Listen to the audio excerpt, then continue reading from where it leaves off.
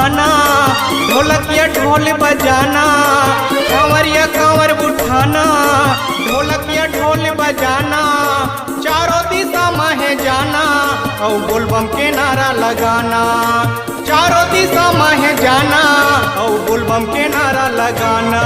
आगे आगे सावन के महीना हम जाबो शिव जी के पहुना, आगे आगे सावन के महीना हम जाबो शिव जी के पहुना।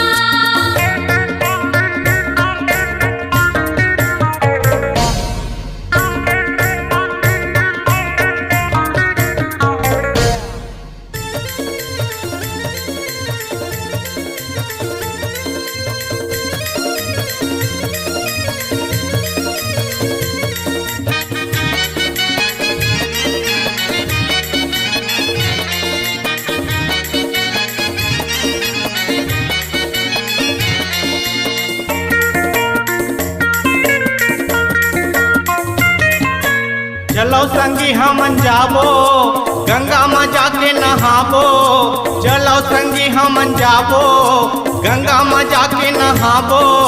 पानी लमटम भर के हम शिव जी के ऊपर चढ़ाबो, पानी लमटम भर के हम शिव जी के ऊपर चढ़ाबो। नरियरियो फूल चढ़ाबो, बेल पत्ता ला चढ़ाबो, नरियरियो फूल चढ़ाबो, बेल पत्ता ला चढ़ाबो। शिव जी के गाना लगाबो, शिव के महिमा ला हम सुनाबो, शिव जी के गाना लगाबो, शिव के महिमा ला हम सुनाबो। आगे आगे सावन के महीना हम जाबो शिव जी के पहुना, आगे आगे सावन के महीना हम जाबो शिव जी के पहुना।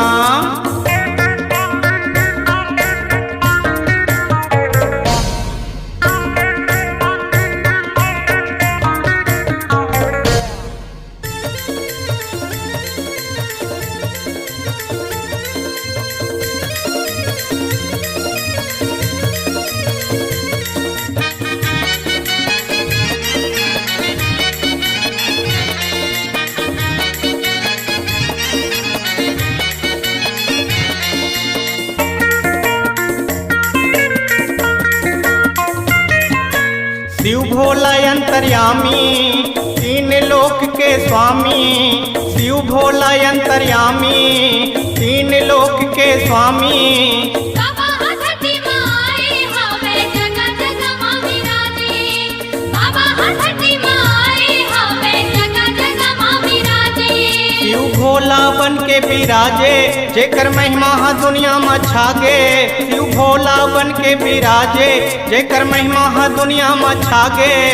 कहीं डमरू धर के विराजे, कहीं जटा में गंगा की धारे, कहीं डमरू धर के विराजे, कहीं जटा में गंगा की धारे। आगे आगे सावन के महीना, आगे आगे सावन के महीना हम जाबो शिव जी के पहुना, आगे आगे सावन के महीना हम जाबो शिव जी के पहुना।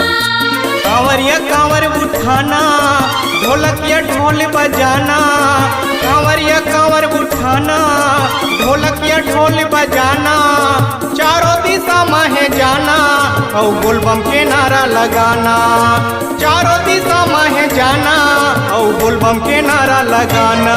आगे आगे सावन के महीना हम जाबो शिव जी के पहुना, आगे आगे सावन के महीना हम जाबो शिव जी के पहुना, आगे आगे सावन के महीना हम जाबो शिव जी के पहुना।